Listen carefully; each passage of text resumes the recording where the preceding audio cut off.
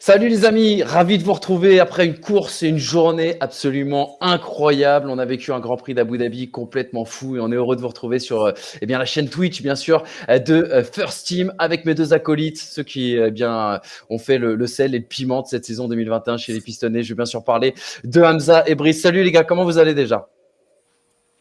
Ça va, écoute. Moi, je suis épuisé. Là. Ils m'ont rendu fou. Là. La FIA, Verstappen, Hamilton, ils m'ont tué. C'est bon. Là.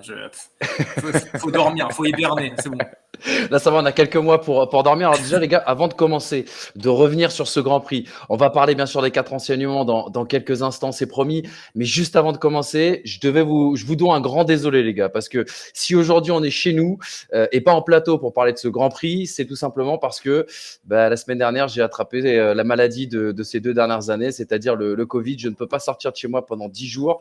Heureusement, vous êtes les meilleurs coéquipiers du monde. M'avez dit, les gars, on fait pas sans toi. On va se le faire, c'est pas grave à distance. Et on va se le faire sur Twitch, bien sûr, juste après la course. Donc, désolé de vous avoir pénalisé déjà et de pas avoir ce plateau, de pas avoir la forme habituelle. Je m'excuse auprès, bien sûr, de tous nos viewers aussi également. On fera très attention. L'année prochaine, on hibernera avant la finale du siècle. On ne sortira pas, on ne fera plus rien. Et puis, on fera très attention et on boira du gel hydroalcoolique tout au long de la semaine. C'est promis. Voilà, les amis. Mais on garde le cap. On est là avec vous pour parler de ce super Grand Prix. Déjà, première annonce, la première chose à vous dire, on a 2 champions du monde. Le champion du monde conducteur, Max Verstappen d'un côté, champion du monde constructeur, Mercedes. On va revenir sur ce Grand Prix, bien sûr, d'Abu Dhabi. Je voulais juste qu'on fasse aussi également un petit point sur le résultat à l'arrivée de ce dernier Grand Prix de la saison 2021, marqué par la 20e victoire de Max Verstappen, sa 10e cette saison. Ça montre quand même la grande saison de Max Verstappen. Hamilton deuxième qui offre, cumulé bien sûr à la 6e place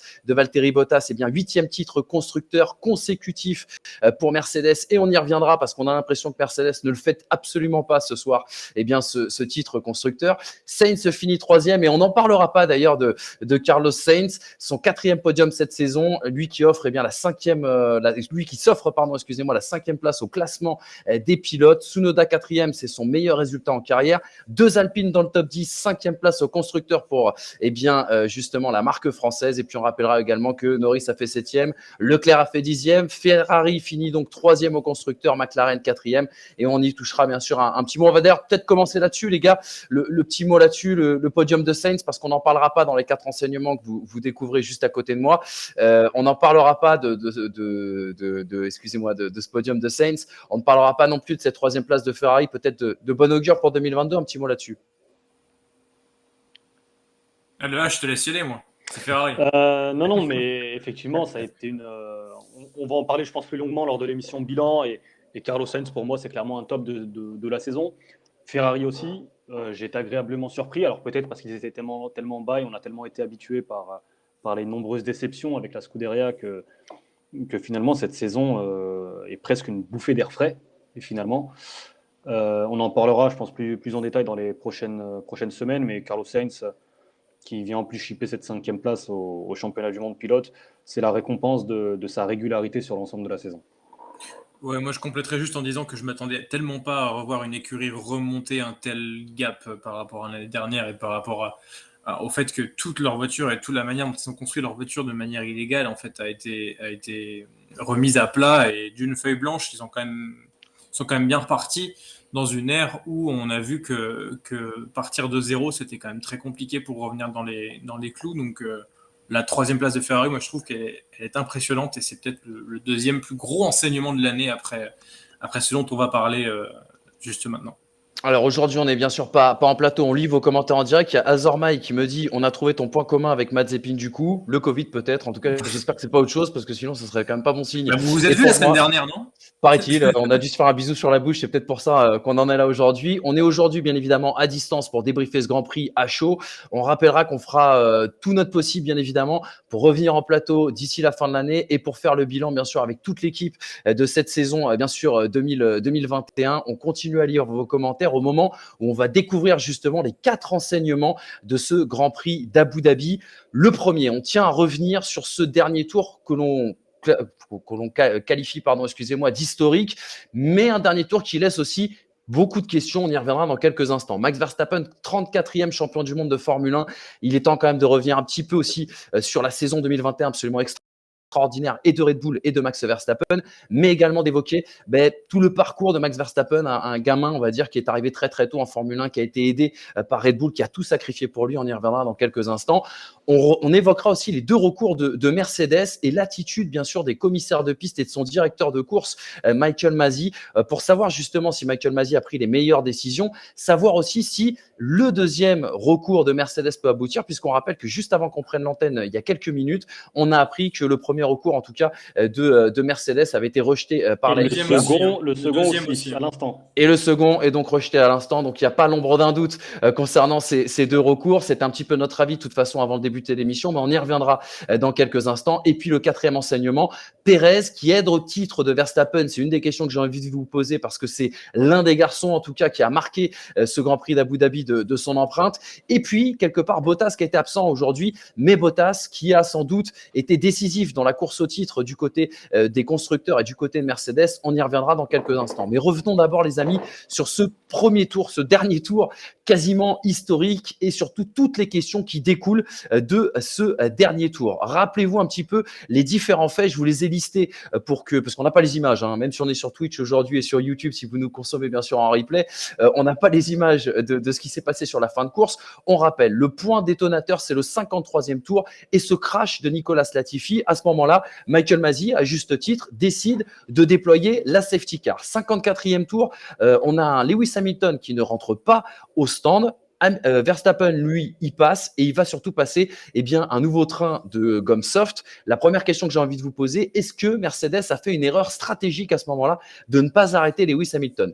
56e tour, est-ce qu'il fallait déployer à ce moment-là un drapeau rouge? Puisque je vous le rappelle, la direction de course décide, ouvrez les guillemets, que les voitures à un tour ne dépasseront pas la voiture de sécurité afin de garantir un drapeau vert, c'est-à-dire de recommencer la course et de ne pas terminer sous régime de safety car. Mais fallait-il pour autant peut-être, pour une question d'équité, mettre en place ce drapeau rouge? 58e tour, c'est la reprise de la course. Verstappen, on se rappelle, passe Hamilton à la chicane. Et l'autre question que j'ai envie de vous poser, est-ce que la défense de Max Verstappen aurait pu être sanctionnée? Voilà les différentes questions qui sont listées, normalement juste à côté de nous, parce que notre ami Polo nous accompagne bien sûr pour la Real. Qu'est-ce que vous avez pensé de tout ça? Commençons par ce move du 54e tour, parce que je pense que sur le déploiement de la safety car, on sera absolument tous d'accord. C'est exactement ce qu'il fallait faire pour garantir des conditions de sécurité pour tous les pilotes dans cette fin de course. Est-ce que Mercedes a fait une erreur de stratégie au moment de ne pas faire rentrer Lewis Hamilton au moment où la safety car est rentrée? Hamza, tu as l'air de dire non. Absolument pas. Absolument pas. Finalement, sur les 2 safety cars, sur la première virtuelle safety car, la voiture de sécurité virtuelle, et sur la voiture de sécurité en fin de course, Mercedes, forcément, est dans la position, entre guillemets, la plus faible. Pourquoi? Parce que derrière, tu as Red Bull, et en l'occurrence Max Verstappen, qui aurait réagi selon le choix de Mercedes. Pas forcément différemment, notamment sur le second pit stop, sur la safety car, la voiture de sécurité, mais il est clair et indéniable qu'avec l'information de savoir ce que le concurrent direct allait faire, tu te retrouves toi en position de force avec une dizaine de secondes de réflexion pour savoir si oui ou non tu t'adaptes à Lewis Hamilton ou pas. Là, Lewis Hamilton et en l'occurrence Mercedes ne pouvaient pas faire autrement. Pourquoi? Si tu fais entrer Lewis Hamilton, il y a de fortes chances, on parle de la voiture de sécurité, donc en fin de course, il y a de fortes chances que Red Bull et que Max Verstappen tentent l'opposé et du coup, Lewis Hamilton perd la position. Ce qui à ce moment-là est plus que jamais important dans l'optique du championnat du monde. Si tu perds la position, tu as, on est dans la fiction puisque ça ne s'est pas passé, mais Lewis Hamilton qui met un train de pneumatiques tendre pour la fin de course. Max Verstappen avec ses pneumatiques durs, de moyenne durée, qui prend la tête. Qui nous garantit que la course, et finalement ça se joue à pas grand-chose, que la course ne se joue pas sous voiture de sécurité jusqu'à la fin?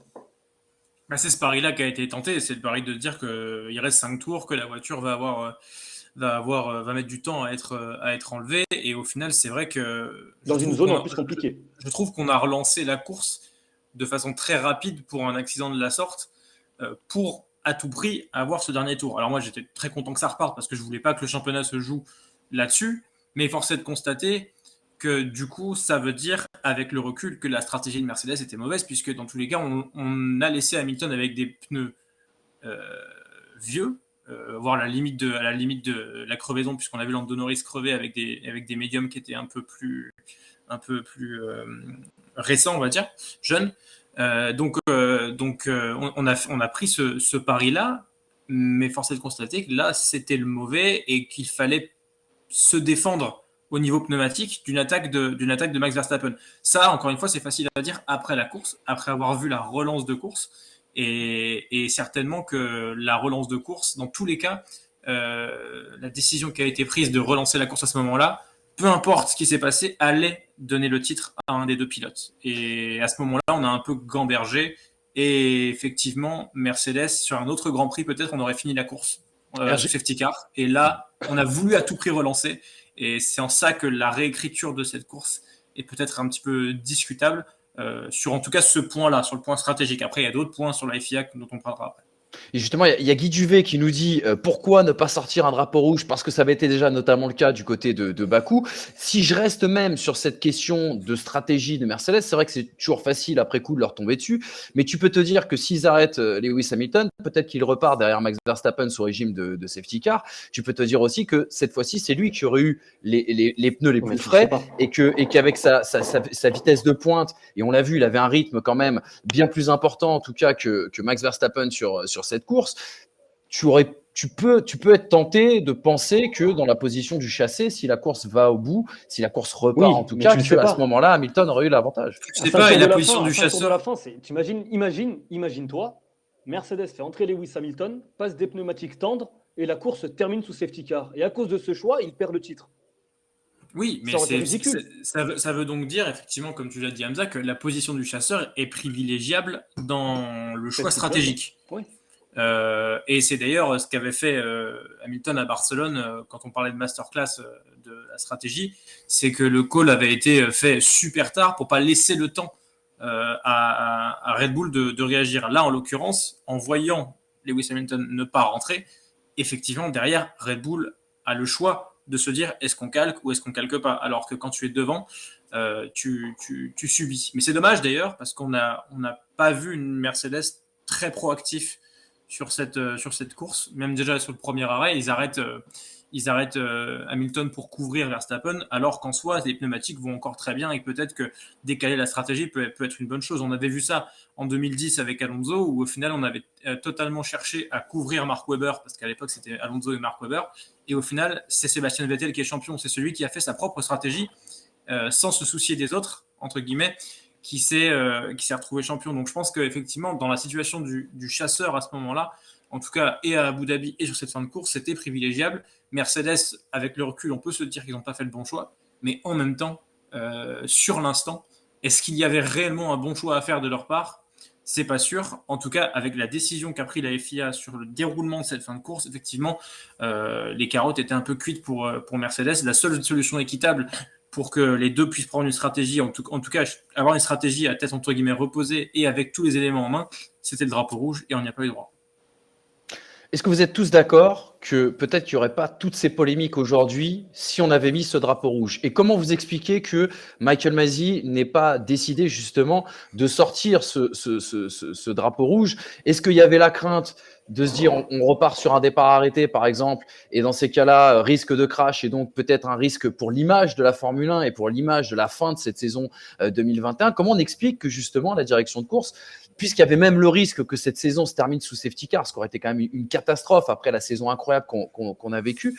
Est-ce que pour vous, il fallait absolument sortir ce drapeau rouge? Et comment vous expliquez que la FIA n'ait pas décidé, en tout cas les commissaires de course et le directeur de course, n'aient pas décidé de sortir ce drapeau rouge? Je pense sincèrement qu'à ce moment-là, il y avait la volonté d'influer le moins possible sur la course et notamment sur l'écart construit par les Wilson. Ça a été exactement l'inverse. Drapeau rouge, si tu mets un drapeau rouge à ce moment-là et que tu as un départ arrêté, là, tu rebats les cartes complètement. Si tu mets une voiture de sécurité, ce qui, dans un premier temps, semble quand même logique, tu rebats les cartes, mais de manière normale, puisqu'il y a un crash, donc il y a une voiture de sécurité, ce qui est totalement logique au vu de l'histoire de la Formule 1 sur ces dernières années, sur ces dernières décennies, mais avec quand même un avantage à Lewis Hamilton, un avantage positionnel à Lewis Hamilton qui reste devant, qui dicte le rythme de reprise. Et à ce moment-là, je pense que la volonté vraiment de la direction de course, c'était vraiment d'influer le moins possible sur la fin de course et la lutte pour le championnat du monde. Ils ont fait exactement l'inverse au final, puisque du coup, ils se sont arrangés, entre guillemets, par des décisions réglementaires, voire semi-réglementaires, parce qu'on n'a pas compris, pour avoir leur lutte sans arrêter la course. On a eu droit à un repositionnement en fait, des voitures choisi par Michael Masi, sans tenir compte de la réalité de la course. Est-ce que cette fin de course se passe différemment si on n'est pas à Abu Dhabi, pas dans la dernière course du championnat? Je pense que oui, parce qu'on l'a vu à Bakou. Je pense que sincèrement, on n'a pas trouvé la solution dans le timing. On a voulu ne pas mettre de drapeau rouge pour, entre guillemets, peut-être faire moins romancer, moins raconter, j'en sais rien. Sauf qu'en fait, la safety car, je pense qu'elle, dans tous les cas, elle aurait duré plus longtemps si ça n'avait pas été à ce tour-là de la course. On a vu le restart, il restait encore des débris, la poudre venait à peine d'être posée, la voiture venait à peine d'être enlevée, on a laissé partir les voitures, ça a duré quelques secondes avant que ça reparte. Donc, en fait, le truc, à force de vouloir ne pas être dans l'histoire et d'équilibrer les choses, la FIA s'inscrit dans l'histoire et écrit l'histoire avec eux, voire la modifie pour certains. Moi, je pense qu'ils sont simplement participés d'une manière trop présente à l'histoire, mais force est de constater que le drapeau rouge aurait permis cette équité et stratégique et pneumatique et de voir ce qu'on a vu en piste depuis le début de la course, à savoir les rythmes des voitures sur gomme égale. Et en fait, là-dessus, Lewis Hamilton était avantagé. Alors, ça s'est écrit comme ça, effectivement. Le pari stratégique de Red Bull de rentrer a été payant, mais est-ce qu'il n'a pas été plus payant grâce à la FIA? Ça, c'est une question qu'on peut se poser. Et ça, c'est une question qu'on se posera, je le dis d'avance, dans le troisième enseignement. On rentrera justement précisément dans les points de règlement et sur la gestion aussi de la FIA tout au long de cette course, parce qu'il y a eu aussi un move entre Hamilton et Verstappen au premier tour sur lequel il faudra bien sûr revenir. Les gars, justement, est-ce que ça fait pas un peu deux poids, deux mesures? C'est-à-dire, on est à Bakou, on est en première partie de saison, donc là, on va privilégier le spectacle et on va mettre un drapeau rouge et on va faire repartir la course uniquement pour un tour. Dans ce cas-là, on est tous contents, on est au milieu de saison, on se pose pas la question des conséquences. Et là, on est au dernier tour, on met pas de drapeau rouge parce que justement, on va se poser la question des conséquences. Il n'y a pas de constance. Ça manque de constance encore dans les décisions. On a vraiment traité cette course comme une course à part dans les décisions, ne serait-ce qu'au premier tour. Max Verstappen ne laisse pas la place à Lewis Hamilton et l'oblige à sortir. Lewis Hamilton, lui, derrière, prend un avantage conséquent de sa sortie de piste et on n'investigue pas. On se dit qu'on ne va pas bouger le championnat là-dessus. Et au final, ce qui s'est passé à la fin, c'est à peu près pareil. C'est-à-dire que vraiment, on a peur de trop toucher au championnat. Et au final, parfois, à force de ne pas vouloir faire, on fait sans s'en rendre compte. Et je pense que sincèrement, il y a dû avoir une panique dans les prises de décision qui ont bien trop influé les choses, en fait. Juste une petite réaction, les gars, très rapidement, et après on passera bien sûr aux sportifs aussi, parce que c'est ça qui nous intéresse véritablement. Zidane is my God, pardon, qui disait le drapeau rouge à Bakou, c'est aussi à cause des risques de crevaison. C'est vrai qu'il faut pas l'oublier. C'était il y a quelques semaines, quelques mois, et c'est vrai qu'il y a eu des crevaisons, on va dire, assez importantes. Revenons au 58e tour, reprise de la course à ce moment-là. On l'a dit, Verstappen passe Hamilton juste avant la chicane. La défense derrière de Verstappen par deux fois. Il va y avoir justement ce coup du dragon pour essayer justement de ne pas aspirer Lewis Hamilton. Derrière, il va y avoir aussi également une tentative d'Hamilton à l'extérieur avec une défense, voilà, somme toute virile, mais sans doute en tout cas dans les clous d'un point de vue règlement de la part de Max Verstappen. Est-ce que pour vous, ça aurait mérité une enquête notamment de la direction de course? Et est-ce que justement, encore une fois, ça a été jugé un peu à la manière que tu disais à l'instant, Brice, est-ce que ça a été jugé d'une manière un petit peu différente? C'est-à-dire qu'on avait une lutte dans le dernier tour du dernier Grand Prix du championnat du monde et quelque part on a appliqué le Let's Them Race en faisant fi un petit peu des habituelles règles de défense qui sont autorisées en Formule 1. Bah, je pense que ça fait un moment. Hein. Je pense que ça fait un moment qu'on se dit que on veut équilibrer les choses en acceptant le Let Them Race dans une dans une configuration qui n'est pas toujours la même en fait. Hein. Et Michael Masi l'a avoué lui-même au briefing des pilotes à Jeddah, il a dit, je vous préviens, c'est pas les mêmes, non, au Qatar, je sais plus, c'est pas les mêmes commissaires qu'au Brésil, donc ce sera pas forcément les mêmes décisions. Bon bah voilà, il avoue lui-même la mascarade. Il avoue lui-même la mascarade de dire que, écoutez, on fera comme on veut. On applique, le règlement est fait pour être appliqué par des humains, par conséquent, il peut être sujet à interprétation, à jugement et à jurisprudence. Bon, bah très bien. Et ben à partir de là, décidons d'un titre mondial là-dessus. Le Let Them Race, c'est un petit peu facile comme entre guillemets argument pour tout justifier. Moi, je suis pour le Let Them Race. Je suis pour le fait de voir de la course parce que il faut sortir de la course propre et nette. Hein. La course, eux, depuis qu'ils ont 7 ou 8 ans, c'est des coups de roue qui se mettent. Donc, c'est la véritable course, elle implique aussi d'être dur et agressif. Mais par contre, le fait d'invoquer un coup le Let Them Race et invoquer un coup le fait que c'est dangereux et puis pas l'autre et puis machin, enfin, elle se discrédite la FIA en faisant ça. Les coups du dragon ont toujours été interdits. Et depuis Gasly, ça l'est plus. Et là, on le remet en cause parce que c'est Max Verstappen qui le fait. On l'a pas mis en cause alors que Lewis Hamilton fait la même chose au premier tour. Enfin, je veux dire, au bout d'un moment, il y a zéro constance. Et à partir du moment où il y a zéro constance et zéro autorité réellement haute de la part de la FIA, ça laisse libre cours à tous les débats, ça laisse libre cours à toutes les réclamations. Aujourd'hui, à tous les grands prix, il y a une réclamation d'une écurie, parce qu'on se dit que ça peut passer, puisque la FIA est super tendre et super laxiste. Donc à partir de là, allons-y, c'est la foire. Hamza, ton avis là-dessus? Je pense également que le coup du dragon de Max Verstappen ne méritait pas ni sanction ni enquête. Moi, ça ne me dérange pas qu'on défende de cette manière. Ça ne nous dérangeait pas quand Gasly s'est imposé de cette manière.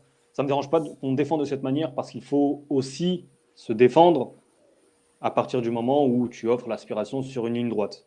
Et j'estime, peut-être à tort, mais c'est mon avis, que ce n'est pas dangereux ce qu'il fait. Par contre, et là il y en a eu cette saison, je sais qu'on en reparlera plus tard, mais notamment ce qui s'est passé au premier tour, là c'est davantage problématique pour moi. Mais en l'occurrence, sur cette situation-là, pour moi, ça ne mérite ni pénalité ni enquête. Je suis d'accord. Les gars, une petite réaction, celle de Max Verstappen justement à l'arrivée de cette course. Max Verstappen qui disait je n'aurais jamais pu imaginer une dernière course de la saison aussi folle. J'ai pris un mauvais départ, on était trop lent, tout simplement, on n'arrivait pas à tenir le rythme. Je me disais quand on s'est arrêté une deuxième fois qu'on allait tout donner jusqu'au bout et c'est ce qu'on a fait. Évidemment, après cette relance, après la voiture de sécurité, on avait des pneus plus frais et c'est comme ça qu'on a pu dépasser. C'est un sentiment incroyable. Maintenant, en Formule 1, j'ai tout fait. Tout ce qui viendra après sera du bonus. Est-ce que quelque part, parce qu'on le voit sur les réseaux sociaux, on le voit d'ailleurs en ce moment même sur les commentaires de cette vidéo, est-ce que ce qui frustre pas le plus les pros Hamilton, parce qu'on le sait, il y a aussi des supporters. Nous, c'est pas notre cas, et je tiens bien sûr à le préciser.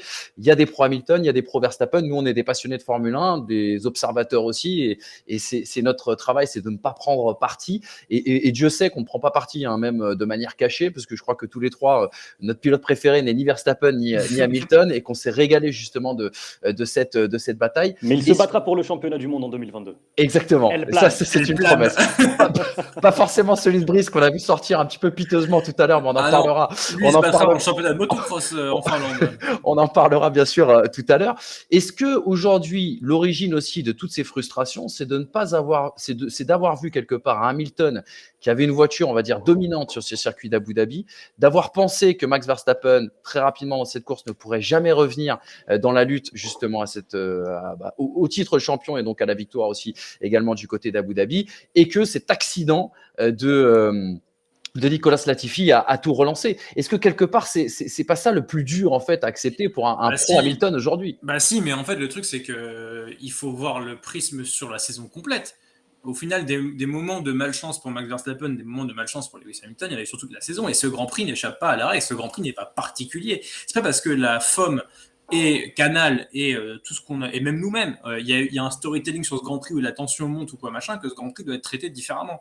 Ce Grand Prix, il a été extrêmement malchanceux par les décisions et par le rythme qu'avait Hamilton pour le clan Mercedes, mais au final, des moments de chance et de malchance des deux côtés, et des décisions bizarres des deux côtés, il y en a eu toute la saison. Et les 25 points 26 qu'a pris Verstappen sur ce Grand Prix sont équivalents aux 25 points qu'a pris pour prendre Hamilton à Silverstone ou aux 18 points qu'a pris Hamilton à Imola après être passé 1 minute 50 dans le bac à gravier suite à l'accident de Russell et de Bottas. Donc au final, des moments de chance d'un côté, des moments de malchance, il y en a eu d'autres, mais si on cristallise sur cette course-là, évidemment qu'on trouve ça ultra immérité et ultra décevant et horrible pour Lewis Hamilton parce que sur cette course, il méritait mais largement de gagner. Et la Mercedes était largement plus meilleur en rythme sur toutes les gommes. Max Verstappen a pris un départ qui était ultra mauvais alors qu'il avait l'avantage des gommes à ce moment-là. Enfin, il y avait zéro chance que ça se passe autrement pour Lewis Hamilton et ça s'est passé autrement. Bah, ça arrive parce que déjà c'est sport auto et de deux parce qu'on a des décisions FIA justement qui sont controversées, certes, mais qui ne doivent pas changer d'un Grand Prix à l'autre. Et c'est, enfin, Abu Dhabi vaut pareil que la France, vaut pareil que Barcelone, vaut pareil que Bahreïn. C'est juste qu'à Bahreïn, on se dit, il y a encore le temps de refaire. Bah là, il n'y avait plus le temps. Oui, c'est la dernière course. Mais au final, on aurait mis les autres courses dans le sens inverse. C'était la même chose. Si Silverstone arrive si la course de Silverstone arrive à la fin de la saison, qu'est-ce qu'on dit ? Est-ce qu'on dit que heureusement que Max est champion parce que ce qu'il a fait Hamilton, c'est pas bien, machin et tout ? Non, c'est juste qu'il faut arrêter de lire le prisme sur une courbe croissante d'importance et que non, c'est linéaire. C'est une saison où chaque Grand Prix vaut la même chose, si ce n'est les qualifications sprint qui valent un peu plus, bien sûr. Hamza, c'est quoi ? C'est le penalty contre le cours du jeu à la dernière minute, à la dernière minute d'une finale de Coupe du Monde. C'est ça à peu près le comparatif qu'on pourrait faire avec ce qui s'est passé en fin de course. Ah, c'est pire que ça. C'est un supporter qui envahit le terrain, qui arrête le match pendant 30 minutes. Les joueurs rentrent au vestiaire et reviennent. C'est un match complètement différent. C'est incroyable. Mais là, il est béni, l'ami Max Verstappen, parce qu'effectivement, le rythme et le week-end, le dimanche de Lewis Hamilton était impressionnant, sincèrement. Enfin, il est allé chercher son titre, son 8e titre. Il lui tendait les bras. Et effectivement, après, c'est la course auto, hein, des crashs et des courses relancées. Et quoi qu'on en dise, l'accident de Nicolas Latifi méritait au minimum une voiture de sécurité. Au minimum. Parce qu'en plus, il était positionné dans une zone où c'était compliqué de l'extraire, cette voiture. Donc, de ce côté-là, il n'y a pas de polémique. Après, Latifi, est-ce qu'il doit se battre pour la 13e place face à Schumacher ? C'est un pilote de course qui se bat pour la 13e, pour la 17e ou pour la 3e place. Il est là pour se battre. On ne peut pas en vouloir à Latifi de tenter quelque chose. Après, c'est cruel pour Lewis Hamilton, c'est cruel pour Mercedes, mais c'est la loi du sport automobile.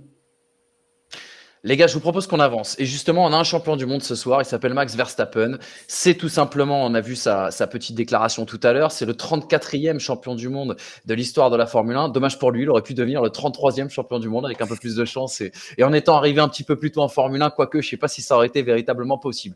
Deux axes sur lesquels j'ai envie de vous entendre à travers ce deuxième enseignement. Le premier, c'est cette saison 2021 exceptionnelle. Je vous ai mis quelques chiffres.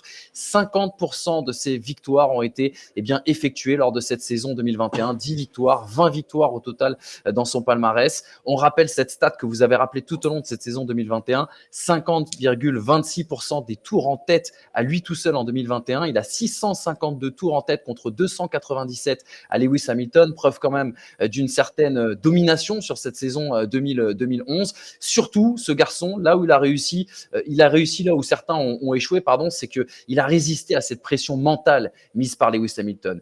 Il y a quand même deux tournants un petit peu, on va le dire, dans cette saison. Je ne sais pas si on va les appeler tournants, mais deux tempos, deux temporalités en tout cas qui ont été très importantes. On se rappelle, et on en parlait la semaine dernière, il avait 30 points d'avance avant Silverstone et finalement il se retrouve à la trêve derrière Lewis Hamilton. Il aurait pu complètement craquer, il n'a pas lâché. Et puis on rappellera aussi également que Lewis Hamilton termine quand même cette saison en trombe avec 3 victoires consécutives, avec une voiture dominante du côté d'Abu Dhabi et mine de rien jusqu'au bout, il n'aura pas lâché.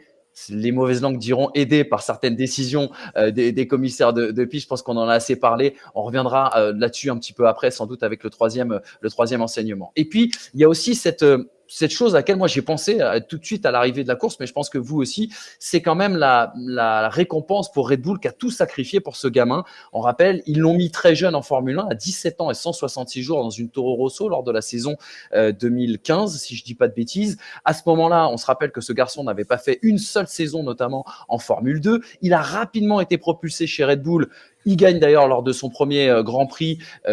C'était du côté de Barcelone en Espagne. Il avait profité ce jour-là, bien sûr, de la collision entre Rosberg et Hamilton. On se rappellera aussi également que c'est toute une filière de pilotes qui a été sacrifiée pour lui donner le pouvoir. On sacrifie Ricardo, qui était pourtant l'héritier de Sébastien Vettel. On sacrifie Kvyat, bon, assez rapidement, et c'est peut-être pas celui qui laissera bien sûr le plus de souvenirs. On a sacrifié Gasly, on a sacrifié Albon, on a sacrifié tout un tas de pilotes comme ça sortis bien, de la nurserie de Red Bull. Et quelque part, est-ce que Red Bull n'a pas aussi un petit peu sacrifié la nouvelle ère 2022 en continuant le développement de 2021, parce qu'on a appris cette semaine que Mercedes avait très très peu développé entre 2020 et 2021. Un petit mot sur le titre déjà de champion du monde de Verstappen, sa saison 2021, et puis qu'est-ce que ça dit dans cette fabuleuse histoire avec Red Bull. Oui, Hamza. Projet sur la seconde réclamation. Donc voilà. Concernant Max Verstappen, pardon. Alors oui, on en a beaucoup parlé, et finalement, Red Bull qui sacrifie, alors on ne sait pas, on verra en 2022, et s'ils ont sacrifié 2022 et peut-être même la suite, mais à partir du moment où Verstappen est champion du monde, j'ai envie de te dire, le pari est payant. La saison de Max Verstappen, elle est extraordinaire. La saison de Lewis Hamilton, elle est extraordinaire. Il fallait malheureusement qu'il n'y en ait qu'un seul. C'est le Néerlandais dans les circonstances que l'on connaît, mais je trouve que c'est un peu comme Sébastien Vettel, l'enfant Red Bull, l'enfant prodigue qui arrive et qui va aller chercher ce titre. Ça a mis plus ou moins de temps parce que détrôner Mercedes, alors qu'ils écrasaient quand même la concurrence ces dernières saisons, c'est fort, c'est très fort. Il y a eu une bataille psychologique, il est resté maître, il est resté calme, j'ai l'impression de ses émotions, en tout cas à l'extérieur, face à un Lewis Hamilton qui, au-delà de ses titres de champion du monde, est plutôt doué dans ce registre. Donc, je pense qu'il n'y a pas grand-chose à dire sur sa saison, si ce n'est de répéter ce qu'on dit depuis plusieurs semaines maintenant. De toute façon, on en parlait déjà à l'époque où la Mercedes dominait encore outrageusement les autres voitures. Max Verstappen était quasiment le seul, un peu Charles Leclerc en 2019 et Sébastien Vettel, mais à aller chercher quelque chose quand les Mercedes n'étaient pas au top ou s'il y avait une fenêtre. L'année dernière, c'est le seul à être allé chercher avec Pierre Gasly et Sergio Pérez une autre victoire. Je pense qu'ils s'attendaient chez Mercedes à ce qu'au moment où Red Bull pondrait une voiture qui serait à minima équivalente ou avec un package suffisant pour aller les chercher, à ce que la lutte soit très dure, parce que tout ce qu'on pouvait attendre d'un concurrent de Lewis Hamilton avec Sébastien Vettel, avec Fernando Alonso, avec Kimi Raikkonen, avec Valtteri Bottas, Nico Rosberg, on l'a pas eu, à savoir le défi mental. Le défi mental que Lewis Hamilton impose, tellement il est régulier, tellement il s'adapte et tellement il a montré sur toutes ces années que peu importe les règlements, peu importe les voitures, il réussissait à tirer le meilleur dans chaque course et qu'il durait sur une saison complète. Max Verstappen est certainement le premier à avoir donné ce répondant-là avec une voiture équivalente, je dis bien, parce qu'on ne prend pas les années de domination VTL ou quoi, à Lewis Hamilton, depuis que Lewis Hamilton est devenu ce qu'il est, à savoir depuis 2014, depuis l'ascension après la période de creux. Max Verstappen a eu des moments où il pouvait craquer mentalement. Silverstone, on se dit, oula, qu'est-ce qui va se passer? Il a craqué sur un post Instagram, il a dit n'importe quoi, ok, très bien. Mais derrière, il y a eu la Hongrie, il n'a pas craqué, et derrière, il y a eu Spa, où il chope une victoire qui est miraculeuse, parce que des événements qu'on connaît. Mais tout ce qui s'est passé, ils sont restés dedans. Et là, avec le Brésil, avec le changement de moteur, on pensait que mentalement, c'était foutu. Et à Jeddah, ils ont quand même réussi à retrouver un rythme et une force mentale qui était, je trouve, sensationnelle, pour au final que Sergio Pérez, là, aide Max Verstappen, que Max Verstappen fasse tout ce qu'il peut, tout ça machin, et qu'il garde le sang-froid mental pour aller faire cette bonne stratégie à la fin. Sincèrement, le combo Red Bull-Verstappen aurait pu craquer mentalement depuis très longtemps, je trouve. Et c'est aussi pour ça qu'ils sont un peu, entre guillemets, qualifiés de méchants ou quoi, ou machin, c'est que c'est des chiens, ils lâchent rien, Ils lâchent rien, jamais. Ils vont attaquer la moindre petite chose. Le DRS au Brésil, c'est du Red Bull, c'est du Verstappen, c'est dans l'ADN de cette écurie-là. Eh ben, aller chercher ça et garder ce mental, pour moi, c'est la force qu'ils ont eue sur toute cette saison et qui leur permet, sur un coup de chance, sur un coup de décision FIA, d'aller choper le titre au dernier tour. Il y a une question là dans le chat, les gars. C'est Léon Leblois qui nous pose la question. Objectivement, quelle était la meilleure F1 cette saison? Est-ce que c'était la Red Bull ou est-ce que c'était la Mercedes? Elle est dure cette question. C'est dur d'y répondre. Ça dépend de chaque mini-secteur, de chaque circuit. Ça Honnêtement, sur l'ensemble de la saison, j'aurais quand même tendance à dire que c'est à peu près équivalent. Et s'il y a vraiment une voiture à mettre au-dessus d'une autre, mais légèrement, moi je mettrais plutôt Red Bull devant. Ben moi, pas forcément. Je pense qu'elles sont nées largement différentes et que Red Bull est beaucoup mieux née, la Red Bull, que la Mercedes. Ensuite, ils ont eu beaucoup d'intelligence pour débraquer quand il fallait, pour compenser le déficit moteur qu'ils avaient sur Mercedes. Et après, en deuxième partie de saison, je trouve que les deux écuries ont fait un travail formidable pour arriver à tirer le meilleur de leur package. Et au final, je trouve qu'en fin de saison, on a une Mercedes pas que due au bloc moteur, mais qui est meilleure parce qu'avec un rake qui était médian et pas haut comme celui de Red Bull, ils ont réussi à retrouver un équilibre qui n'existait pas en début de saison. Et retrouver un équilibre qui n'existe pas quand ton châssis est le même et que le dessin de ta voiture ne change pas, au final, je trouve que c'est une performance plus forte et que du coup, le package s'en est retrouvé plus complet à la fin de saison chez Mercedes, je trouve. Et on rappelle que Mercedes n'a utilisé aucun jeton. C'est quand même assez incroyable de se dire ça. Ouais, on a appris ça ce week-end. Mais ils ont utilisé aucun jeton parce que ça fait quand même des années qu'ils ne poussent pas le moteur à la limite. Ils poussent et ils sont à 80% de la performance depuis des années. Et que cette année, ils ont dû tout mettre. Et Toto Wolff l'expliquait, c'est depuis que Ferrari a commencé à gagner et tout ça, machin, qu'ils ont commencé à approcher les 100%. Mais au-delà de ça, ils avaient des solutions internes, des plans B, des plans C, des plans D, qui étaient déjà prévus pour venir parer à une éventuelle écurie qui venait leur faire de l'ombre. Et au final, ils en ont trouvé des solutions. C'est juste que ça n'a pas été suffisant. Les gars, juste 3 réactions pour parler justement de ce titre de Max Verstappen. Bernie Ecclestone, Pierre Gasly et le troisième qui est Fernando Alonso. Bernie Ecclestone qui nous dit sur ce petit habillage que Polo va vous mettre, les gens sont heureux de voir ce nouveau visage. Pierre Gasly qui nous dit, Max apporte de la fraîcheur, il fait partie des jeunes pilotes et c'est bien de voir un début de changement de génération. Fernando Alonso qui rajoute, Max est très talentueux, il se bat toujours, parfois avec une voiture pas aussi performante que la Mercedes. J'aime sa manière d'être agressif au volant et sa mentalité de gagnant. Est-ce que vous êtes d'accord sur cette idée et là encore une fois, je tiens à rappeler aux gens qui nous regardent, il y a autour de cette table personne qui est plus supporter de Verstappen que de Lewis Hamilton. Mais si on regarde d'un point de vue global, est-ce que vous êtes d'accord sur cette idée que Verstappen est un vent de fraîcheur pour la Formule 1? Je reprends même les mots de Pierre Gasly, le début du changement de génération. Est-ce que ce soir, il s'est passé quelque chose, à votre avis, un truc nouveau qui a pris la Formule 1 et quelque part quelque chose d'un petit peu réjouissant à ce niveau-là? Un truc nouveau, ça va dépendre forcément de la performance des voitures. Si en 2019 ou en 2020, Ferrari n'avait pas triché, peut-être que Charles Leclerc aurait déjà été champion du monde.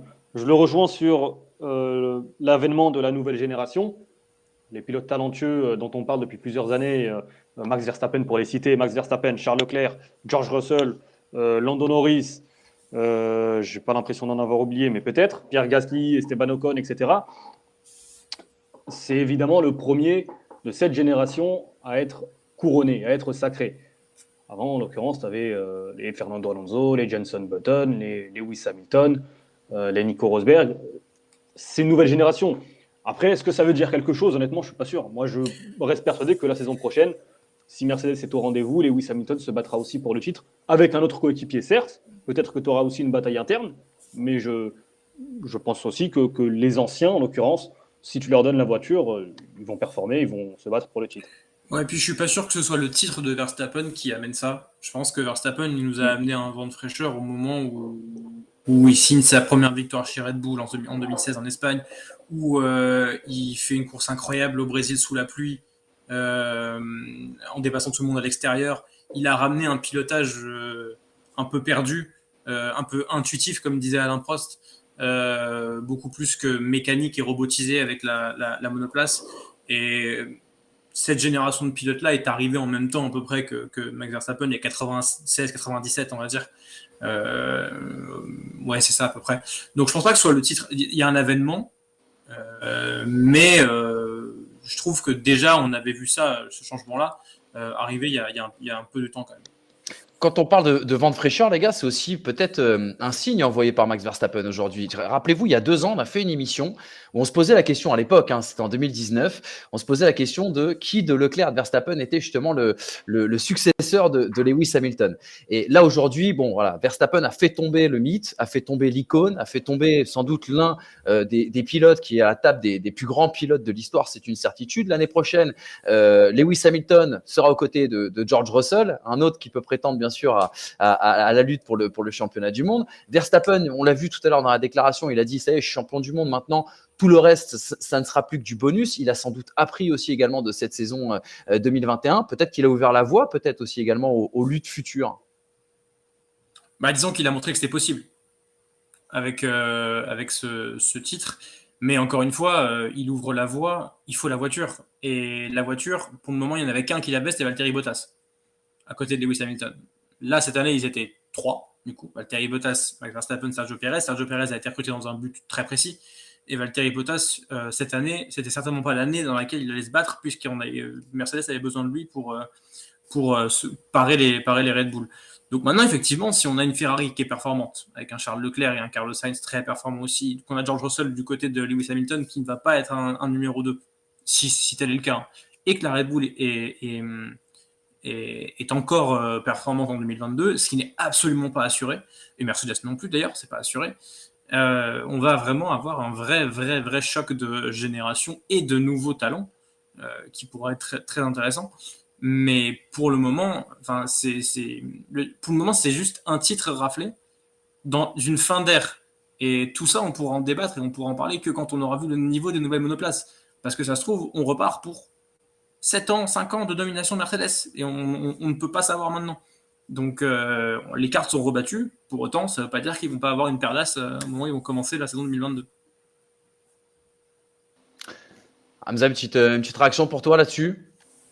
Sur le fait que le mythe soit tombé aujourd'hui et que ça ouvre forcément peut-être un motif d'espoir pour la jeune génération, la nouvelle génération, les Leclerc, les Russell, les Verstappen qui l'a fait tomber et d'autres Norris peut-être. Un mythe pour moi n'est pas tombé. À partir du moment où un concurrent avait la voiture pour concurrencer Lewis Hamilton, je ne suis pas surpris que tu aies finalement un individu, un pilote capable, peut-être pas forcément d'aller chercher le titre, mais au moins de concurrencer. On l'a vu sur des tiers de saison, des moitiés de saison. Allez, on va pas être trop méchant avec Sébastien Vettel. Mais sur l'ensemble d'une saison. Moitié de saison. Si tu veux, moitié de saison, si ça peut te faire plaisir. Mais sur l'ensemble d'une saison, il fallait forcément la voiture. Et tous les pilotes sont dépendants du matériel à leur disposition.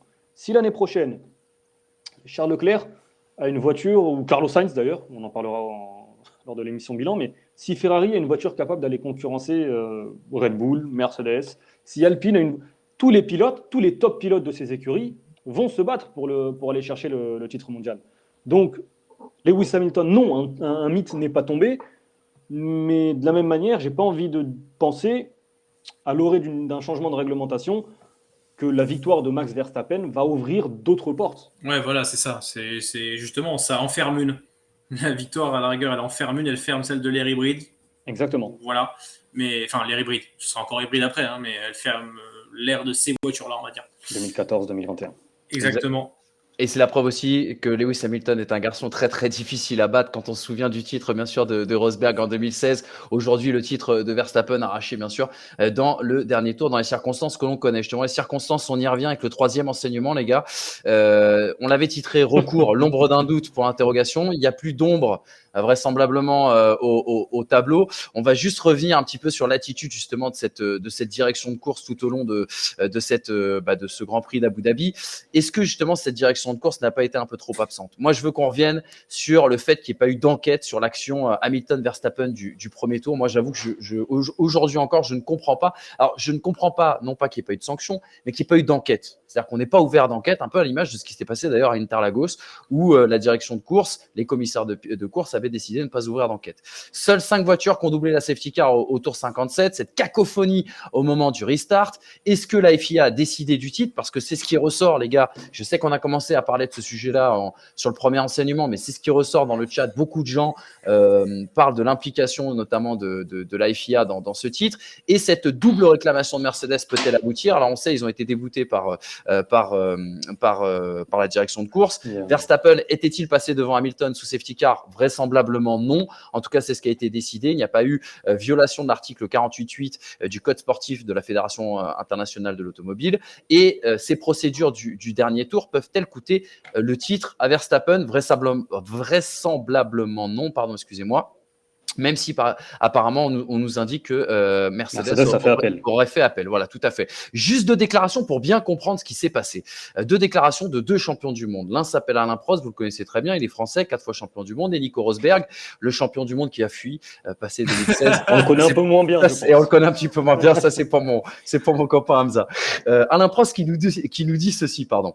Je comprends très bien le point de vue de Mercedes. Comme d'habitude, il y a beaucoup à dire dans les décisions qui ont été prises cette saison. D'habitude, on attend que toutes les voitures reprennent leur position. Là, on a relancé la course un tour avant la fin pour ne pas finir sous voiture de sécurité. J'ai parlé à monsieur Kalienius, le président bien sûr de Daimler, le président de Mercedes.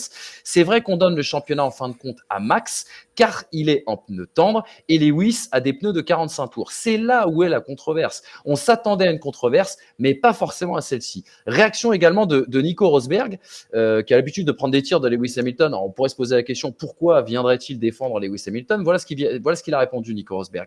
Ils ont d'abord décidé de ne pas laisser les retardataires se dédoubler avant de changer leur message une fois que la sécurité était garantie sur le circuit. Mais le problème est que le règlement dit que tous les retardataires doivent se dédoubler et il n'y a eu que les 5 voitures situées entre Lewis et Verstappen, aucune des autres qui a passé cette safety car. En fin de compte, c'est Michael Masi qui décide de faire ce qu'il veut, c'est le directeur de course. S'il veut que la course reprenne, alors ce sera le cas, le tout avec de la sécurité, ce qui était le cas ici. C'est-à-dire qu'en fait, ce que nous explique Nico Rosberg, c'est que oui, il n'y a aucun règlement qui prévoit que justement, on demande aux voitures qui séparent Lewis Hamilton de Max Verstappen de pouvoir dépasser la safety car pour les laisser en découdre, mais qu'en même temps, l'autorité du directeur de course est au-dessus de ces règlements. Donc, quelque part, est-ce qu'il faut revoir à nouveau les règlements? C'est la question que je vous ai posée à peu près 22 fois, je crois, dans cette saison 2021. Est-ce que c'était surtout la bonne décision que Michael Masi a prise? Ce qui est complètement fou, quand même, c'est que le règlement sportif et technique, regardez si vous voulez, c'est des centaines de pages. Et à toutes les courses, on dit il n'y a rien dans le règlement pour ça. C'est quand même dingue. C'est que, on crée des règles, on doit créer des super règles pour la taille du drapeau bleu, ça va être génial, à mon avis. Par contre, on n'a pas les éléments légaux pour agir, ou alors, dans les règles, souvent, c'est écrit à la discrétion du directeur de course. Donc, on a une règle applicable par un seul homme, et cet homme va décider comment il va faire. Sauf que comment il va faire, c'est pas forcément la justice. Là, on est sur un système qui est super américain, qui est jurisprudentiel. On dit voilà ce qui s'est passé, voilà les faits, voilà les règles, mais par contre, le juge, c'est toi qui vois. Aujourd'hui, qui peut déjuger Michael Masi? Quelle autorité peut déjuger Michael Masi, si ce n'est à la rigueur le tribunal arbitral du sport? Ils vont y aller en Mercedes. C'est sûr. C'est sûr. Ils tenteront tout ce qu'ils pourront. Mais aujourd'hui, on laisse une liberté à Michael Masi dans les règles qui est beaucoup trop importante, surtout au vu du fait que même lui ne sait pas comment il doit juger ça. Et qui dit lui-même qu'à chaque Grand Prix, tout peut changer. Donc à partir de là, je veux dire, quelle crédibilité aujourd'hui a le règlement? Quel règlement aujourd'hui dit c'est à la discrétion de? C'est pas un règlement en fait, c'est juste de dire c'est donner le pouvoir à, ça n'a rien à voir. Là on donne le pouvoir à un mec qui a pris trop de temps pour prendre sa décision et qui au moment où il prend sa décision, soit il laisse la safety car, soit il relance, et soit il donne le titre à l'un, soit il donne le titre à l'autre. Parce que, attention, tout le monde aurait créé de la même manière au fait qu'on donne le titre à Hamilton si on avait laissé la safety car en piste.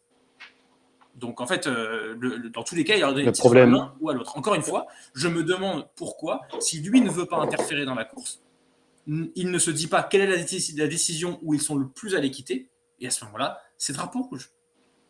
Mais Attends, après, attends. l'équité, c'est aussi de se dire que Hamilton était devant, et que si, en temps normal, il aurait laissé la SC, Je t'en rejoins pas. eh ben, il aurait laissé la SC. Vas-y, Hamza, vas-y. Est-ce que Michael Masi, son rôle, c'est de rétablir l'équité ou c'est d'appliquer des règles? Ah, l'égalité ou l'équité, le fameux débat. Il y a des règles, tu respectes les règles.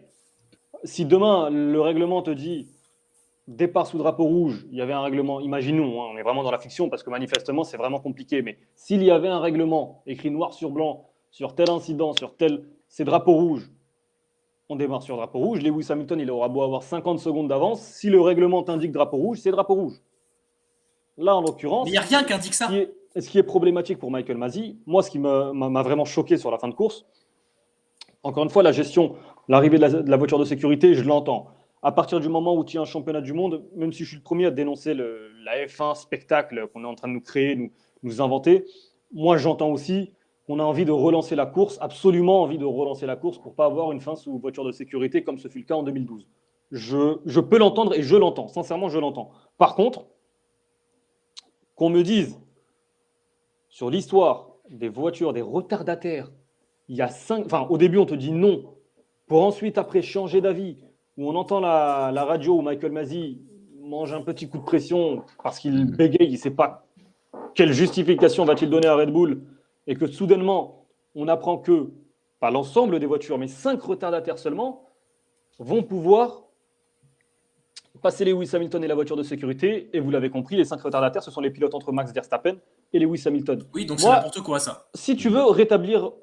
Enfin, c'est pas une question d'équité, mais à ce moment-là, j'entends, on applique le règlement habituel, parce qu'on rappelle quand même, pour ceux qui ne sont pas au courant, que depuis maintenant, je sais pas, peut-être un peu moins d'une décennie, on autorise les voitures à passer, à rattraper leur tour de retard. Mais dans ces cas-là, pourquoi est-ce que Carlos Sainz, qui est 3e, T'as raison. lui, ne peut pas se battre T'as avec raison. Max Verstappen? Parce qu'entre Verstappen et Sainz, il y avait, alors je ne sais plus quel était le pilote en l'occurrence, je crois que c'était Ricciardo peut-être, il y avait en tout cas un pilote qui se trouvait entre Max Verstappen et Carlos Sainz, ce qui fait que finalement, sur ce dernier tour, Max Verstappen, c'était que du bonus. Tout ce qu'il pouvait faire, c'était attaquer. Parce que quoi qu'il arrive, il ne pouvait pas se faire attaquer par derrière parce que Carlos Sainz n'était pas là. Puisqu'il y avait une voiture et un retardataire entre lui et Carlos Sainz. Il est là le problème. On a recréé un combat qui était fini et battu, en fait, à ce moment-là. Et on a recréé un combat. On s'est dit, très bien, là, on va laisser passer les 5 pour qu'il y ait combat entre Max et Hamilton. Sauf qu'Hamilton avait déjà fait une différence. Alors, ok, il y a safety car et les différences, elles s'annulent. Très bien. Mais si Carlos Sainz réalise un départ d'anthologie et passe. Carlos Sainz, on le rappelle, il n'a jamais gagné de course. Il n'a jamais gagné de course. C'est peut-être le moment de sa vie. Si Carlos Sainz réalise un meilleur envol que Max Verstappen, passe Verstappen. Derrière, Sainz, il peut aller chercher la victoire. Mais tu as tout à fait raison. Puisque Carlos Sainz, lui aussi, il me semble, s'était arrêté avec des pneumatiques rouges neufs. Tu as tout à fait raison. Carlos Sainz, il peut aller chercher la victoire. Et du coup, il y a des millions de scénarios possibles sur cette fin de course, mais qui n'ont pas été appliqués à cause de la mauvaise. J'ai envie d'estimer cela une mauvaise interprétation du règlement, si interprétation du règlement il y a, de la part de Michael Masi. Mais c'est scandaleux. On a pensé à un seul scénario. Exactement. Sauf que la lutte pour le titre, elle peut se passer derrière. Si Max Verstappen se plante, le titre, il est définitivement acquis à Lewis Hamilton. On est d'accord qu'on aurait tous préféré voir un drapeau rouge à ce moment-là. On en a parlé tout à l'heure, peut-être pour une question d'équité, en tout cas dans cette lutte au championnat du monde. Il y a une question là qu'on a posée dans le chat que Polo nous a lancée. Trop de pouvoir à Michael Masi, pour interrogation. La réponse, oui, à 73%. Et 27% des gens nous disent non, faut bien arbitrer. Est-ce que le problème ici, il n'est pas moral? C'est-à-dire que les règlements prévoient que Michael Masi peut prendre la décision qu'il a prise. C'est-à-dire que par rapport à la réprimande de Mercedes, il devrait être débouté normalement parce qu'il était dans son bon droit, Michael Masi, mais que le problème, c'est que tu laisses un seul homme juge de tout ça. C'est-à-dire qu'il faudrait peut-être revoir un petit peu cette réglementation pour pas que tu aies un homme qui appuie sur un bouton et qui prenne la décision. C'est peut-être là qu'est le souci. Tu as des décisions qui sont données au commissaire et tu as des décisions qui sont données à Michael Masi. Et les uns se rejettent la faute, ils disent mais c'est pas moi qui ai dit ça, mais c'est pas moi qui ai fait ça, machin et tout. Et il y a zéro cohérence. Zéro cohérence. À partir du moment où, excuse-moi Brice, à partir du moment où la communication entre les teams et la direction de course se passe avec Michael Masi, mais qu'en l'occurrence, sur les sanctions, ce n'est pas Michael Masi qui prend les sanctions, déjà, à mes yeux, il y a une problématique. Parce que Michael Masi est le représentant de personnes qui prennent des sanctions, mais sur lesquelles il n'a aucune autorité. Ouais, super. Non, mais c'est dingue quand même. C'est comme si tu allais voir la reine d'Angleterre, tu lui dis pas très bien ce que fait le gouvernement, alors que c'est pas elle qui gère. Et pour conclure, c'est n'importe quoi. Et pour conclure sur l'histoire du drapeau rouge, parce qu'on ne va pas y passer Oui, bien 20 sûr. ans, enfin, l'histoire du peut-être drapeau rouge en fin de course, si tu veux relancer le spectacle, là, ça aurait été artificiel, mais à fois 1000. Et j'aurais été le premier à ne pas être content. Mais en l'occurrence, si tu veux donner un semblant d'équité ou d'égalité entre les deux pilotes, à partir du moment où tu laisses 5 pilotes, si tu veux ton combat sur un tour Verstappen-Hamilton, tu mets un drapeau rouge, tout le monde part avec des pneus neufs, Ah oui. c'est fini. Alors après, là aussi, on invente de nouvelles règles. Mais si tu inventes de nouvelles règles, autant essayer de donner une équité maximale aux deux protagonistes, en l'occurrence, parce qu'il n'était que deux. Pour boucler ce troisième et avant-dernier enseignement, on n'a même pas les gars, parlé du premier tour. Hein. Et on n'a même pas parlé du premier tour, et je vous demanderai votre avis juste après, très rapidement. Juste pour boucler cette question, est-ce que pour vous, le titre de Verstappen, il est entériné? Est-ce qu'il y a un risque ou une chance, tout dépend le point de vue sur lequel on se place, le truc, c'est qu'il puisse y avoir une révision? Moi, ça me paraît impossible maintenant que la course est arrivée. Ça me paraît impossible qu'il soit champion sur tapis vert. Moi, j'entends la remarque de Mercedes qui te dit effectivement, il n'y a que 5 pilotes qui sont passés. Le règlement, il dit il faut que le dernier pilote passe le premier pilote pour ensuite demander à la voiture de sécurité de rentrer. Sauf que là, on apprend que finalement, c'est la voiture de sécurité qui a c'est la direction de course qui a autorité sur la voiture de sécurité. Mais moi, j'entends que Mercedes se sent complètement floué. Et encore plus si le règlement n'a pas été respecté. Mais qu'est-ce que tu veux faire? Parce que sur cette situation, Red Bull n'est pas responsable. Exactement. Verstappen n'est pas fautif. Exactement. Mais Mercedes, aujourd'hui, tu retires des tours. Que se passe-t-il? Honnêtement, je ne vois pas la bonne solution. Il faudrait quoi? Refaire la course? Hamilton, il perd le titre par cette décision de Michael Masi. Mais est-ce que Red Bull et Max Verstappen doivent être sanctionnés? Non, c'est pas de leur fait. Pour la mauvaise décision de la FIA. C'est pas de leur fait. Eux, Red Bull et Verstappen ont une chance incroyable. Tant mieux pour eux. Ok, c'est arrivé, machin. Il y a des lésés, mais il n'y a pas de faute d'un côté. La faute, elle est dans le jugement. Donc, au final, eux, tant mieux pour eux, ils profitent. Mais ce serait la FIA qui devrait être sanctionnée, ce serait Michael Masi qui devrait être sanctionné. Mais on ne va pas sanctionner Michael Masi en sanctionnant le sportif. Oui, mais en l'occurrence, Hamilton, il perd le titre de champion du monde sur cette décision. Oui. Ce qui aussi, mais il n'y a pas de solution réelle qui existe pour rétablir la justice dans cette histoire. Il y a une solution possible. La solution possible, c'est quoi? C'est annuler la course, annuler le résultat du Grand Prix. Sauf que dans ces cas-là, Max Verstappen, il est champion. Pourquoi est-ce qu'il est champion? Parce qu'il y a eu Spa. Oui. Ouais, aussi. Qui lui crée une victoire d'avance. Ça change tout, forcément. On t'entend plus, Hamza. On a perdu le H. On lit vos commentaires, bien sûr, en direct. Ouais, c'est bon. On t'a retrouvé. Excuse-nous. Vas-y, Hamza. Et on te réentend plus. 1, 2, 1, 2. Bon. Je te disais, Max Verstappen, il est champion. Il l'aurait été si on annule Abu Dhabi. Il est champion. Et on t'a reperdu. C'est dommage parce que je suis sûr que c'est la meilleure réaction de toute cette émission qui est en train de faire le H. J'en suis c'est Michael Masi qui coupe son micro. Il a été censuré par la FIA. Est-ce que tu m'entends? Là, c'est bon, on t'a retrouvé. Ok, depuis, en début de saison, il y a eu un accord entre la FIA, la direction de course et les écuries. Pourquoi? Pour conclure les courses sous voiture, enfin pas sur voiture de sécurité justement, mais sur drapeau vert. Spa-Francorchamps, il s'est passé quoi? Rien. C'est arrêt de course. On a eu 0% de drapeau vert. Hein. C'est vrai. Non.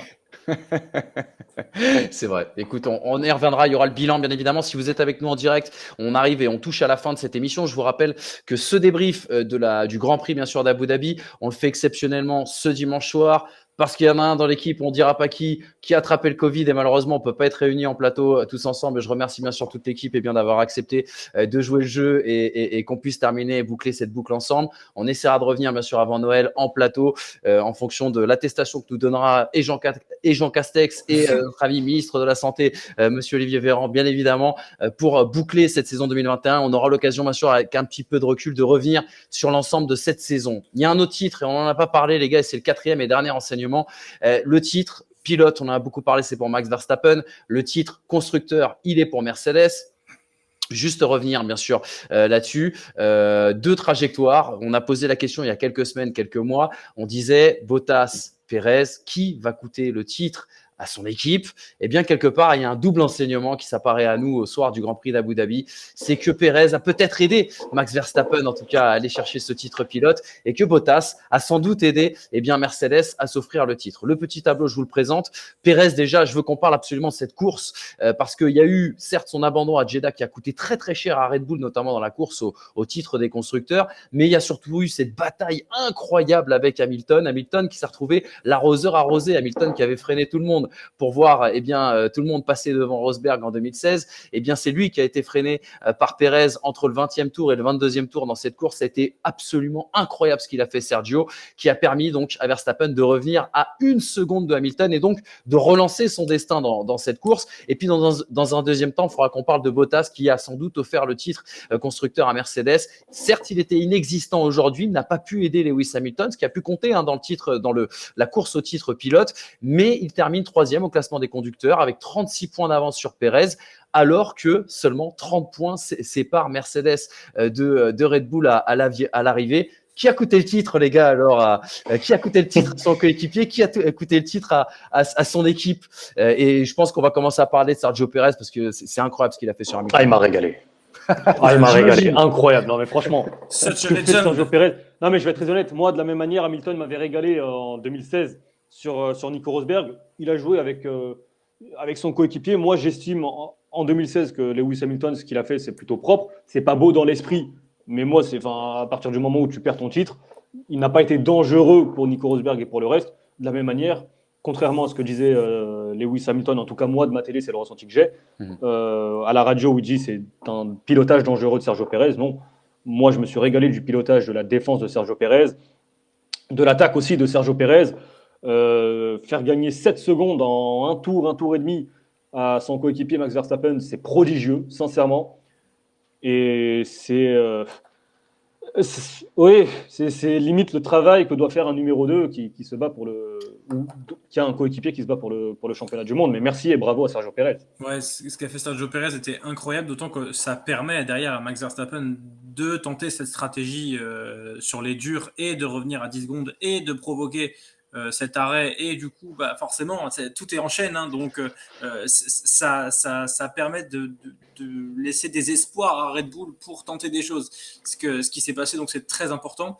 Deuxième chose, Pérez a montré qu'avec cette Red Bull, même dans les moments où il était moins performant, on pouvait défendre proprement sur Lewis Hamilton. Ce qui peut, du coup, remettre en cause certaines défenses de Max Verstappen. Ce qu'on a vu là, de la part de Sergio Pérez, pour moi, n'était pas dangereux. C'était stratégique. Il y avait du vice.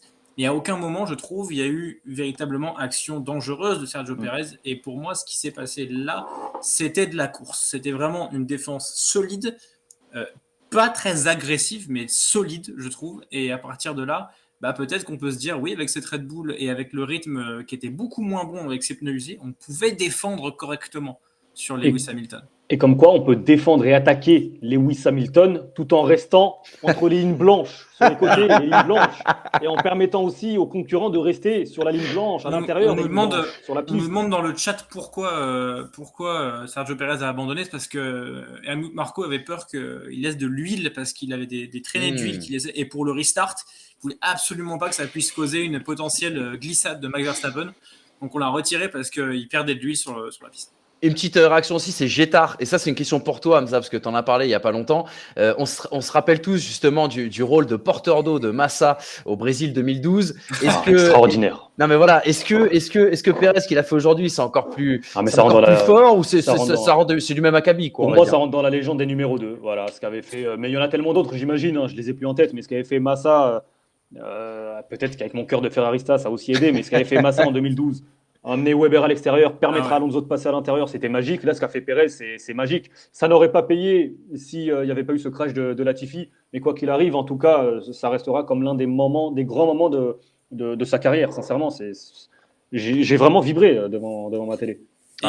Et à aucun moment, excuse-moi Brice, à aucun moment, pour conclure, j'ai senti Lewis Hamilton menacer par Sergio Pérez. D'une sortie de piste. D'une sortie de piste, d'une perte d'aileron. Je me disais, alors que Sergio Pérez, il a aussi cette réputation, on se souvient de sa cohabitation avec Jenson Button, notamment chez McLaren en début de carrière.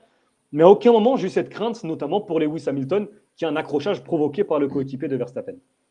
Et à l'inverse, si on parle de Bottas 2 secondes, il a manqué pour la stratégie. Ah ouais. Il a manqué pour la stratégie. Il a manqué à Lewis Hamilton aujourd'hui. Red Bull a joué à 2 voitures et ça a perturbé un petit peu Mercedes, puisque Mercedes a subi la stratégie et n'a pas été proactif dans la stratégie. Et Bottas était trop loin pour être actif dans la stratégie. À un moment donné, il était 3e, mais c'était avec des médiums qui avaient 28 tours.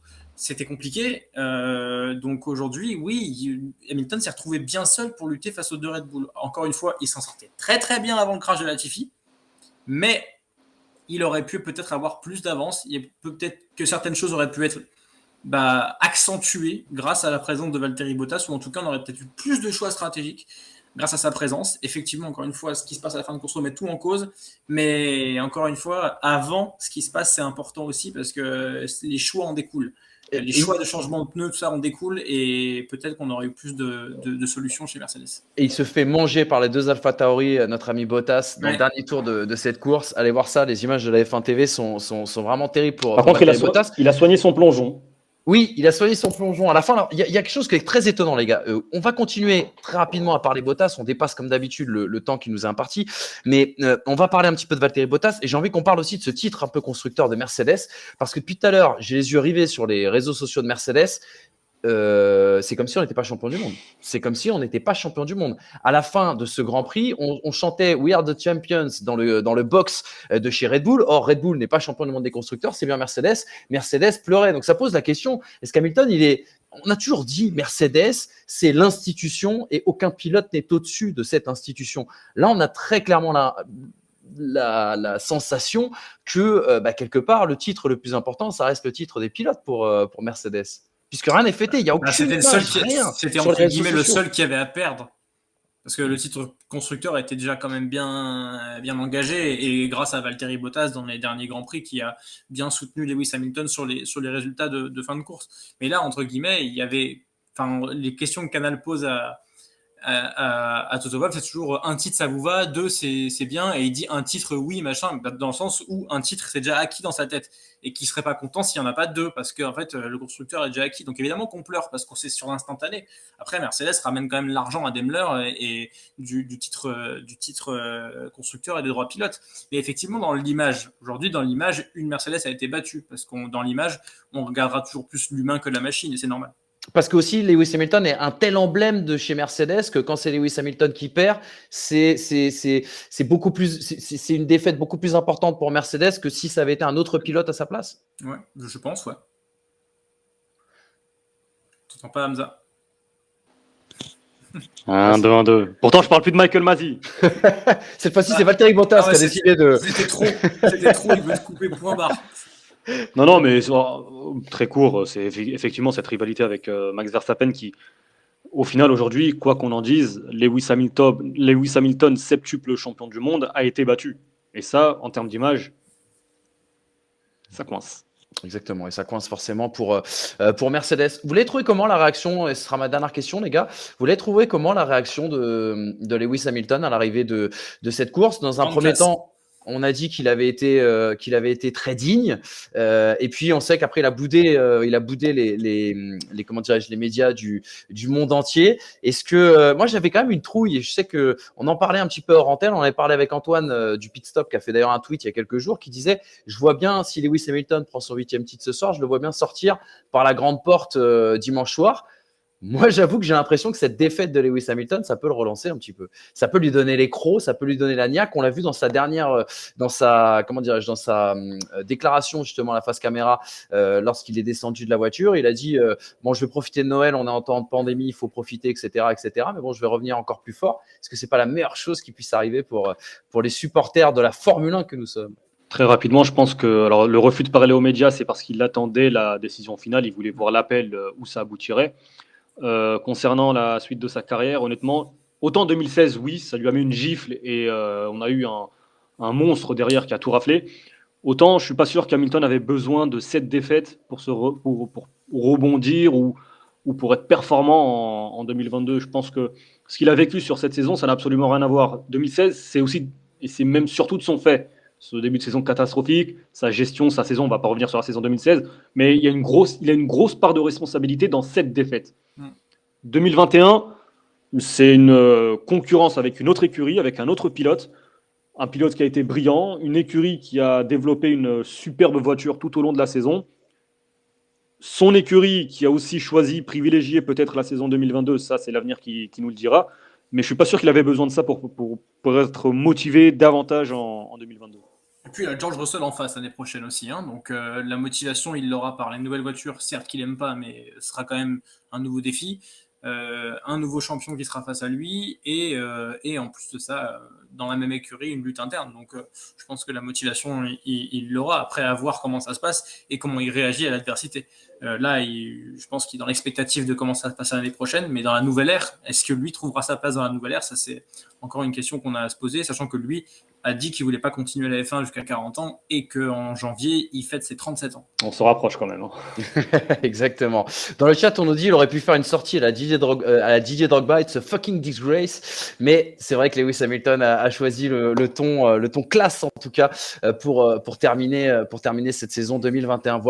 Voilà pour ce débrief du Grand Prix d'Abu Dhabi. Encore une fois, les gars, désolé de pas vous avoir permis d'être en plateau aujourd'hui. On a dû faire ça comme ça un petit peu à l'emporte-pièce. On a su ça un petit peu au dernier moment. On a fait ça à distance. Dans l'idée, on attend désormais, c'est un message pour l'ARS et toutes la Sécu, voilà. Envoyez-nous le papier, on veut vite retourner en plateau pour aller faire cette émission bilan de la saison 2021. Voilà, merci à toutes et à tous surtout d'avoir été avec nous. Vous étiez plus de 2000 encore une fois ce soir sur Twitch. On a fait des super chiffres. Cette saison, elle a été aussi parfois un petit peu difficile de l'intérieur. Il a fallu trouver des sponsors, il a fallu remplacer des sponsors, il a fallu repartir avec l'équipe, etc. Bref, il y a plein de choses qui nous appartiennent et qu'on racontera pas. Mais en tout cas, merci beaucoup à First Team de nous avoir accompagnés tout au long de cette saison. On vous lâche pas aussi également pendant l'intersaison parce que, eh bien, tout simplement, on va vous proposer plein de petits sujets. Il y a notamment une petite émission avec une petite demi-heure d'émission avec les meilleurs souvenirs de Julien Febvre qui était encore excellent ce soir aux commentaires, il faut quand même le dire, et sans féliciter, qui viendra bien sûr nous en parler tout au long de l'intersaison. Il y a des petites interviews comme ça un petit peu surprises qu'on est en train de vous préparer et ce bilan de l'année 2021. Et puis je voulais refermer cette émission. On a remercié bien sûr First Team qui croit en nous depuis le début et qui permet de faire de cette émission un succès absolument incroyable. Je vous rappelle d'ailleurs que notre ami Camille Combal a carrément décidé de prendre des propos de l'émission pour teaser une de ses vannes sur Instagram. C'est incroyable, on n'y aurait jamais cru. Bref, merci surtout aux deux garçons là, le H d'un côté et Monsieur Brice Germain de l'autre. Merci les gars de votre confiance parce que c'était pas gagné en début de saison et merci d'avoir cru en ce projet, en ce qu'on vous a proposé. Merci de l'avoir surtout incarné et merci d'avoir été aussi bon tout au long de cette saison. Je vois dans le chat, il y a des supporters, c'est comme Hamilton et Verstappen, il y a des supporters du H, il y a des supporters de BG74 aussi également. Merci à vous deux les gars parce que cette émission n'aurait pas eu le sel et le piment qui a été celle-ci tout au long de cette saison. Donc merci à vous deux. Avec grand plaisir, Manu. Merci à vous tous. Merci à toi, notre chef d'orchestre malade. Et merci puis, merci au soutien des gens surtout. Et merci au soutien des gens. Et merci aussi aux hommes de l'ombre. Je pense à Tom Ciaravino, Paul Harrer aussi également. Ils sont toujours là, les gars. Ils ont passé des heures et des heures et des heures et des heures en régie, à nous suivre, à nous supporter, etc. Malgré leur grande journée. Donc merci à tous. En tout cas, First Team, les pistonnés, c'est comme ça. Et puis bien sûr, on remercie notre sponsor Winamax. Il faut le citer parce qu'ils nous ont sauvé aussi également bien sûr la mise tout au long. Bref, on n'est pas au Festival des Cannes, on n'est pas encore au César. La seule chose que je peux vous dire, c'est qu'en 2022, les pistonnés existeront encore et qu'on a plein de surprises et qu'on vous prépare tout ça. Donc, merci à vous tous. Et puis, on se retrouve très rapidement. Je vous l'ai dit, on garde l'antenne pendant cette intersaison, on va prendre un petit peu de repos. On attend le papier de l'ARS. On a envie de sortir de chez nous pour proposer un grand bilan. Salut les amis. Merci à toutes et à tous. Et merci à tous les invités. C'est les derniers qu'on va remercier. Je pense à Leslie. Je pense à Alex aussi également qui a fait partie de cette aventure tout au long de cette année. Je pense à Julien Febvre, Jacques Villeneuve. J'en oublie plein. Aurélie qui était avec nous. Le pit stop. Jean-Louis Moncey qui a commencé cette saison absolument incroyable avec nous. Bref, voilà. Et merci à vous tous. Et voilà, on a fini pour les merci. On n'est pas chez Michel Drucker, c'est des pistonnés. On se retrouve très vite sur First Team Sport. Salut les amis. Ciao.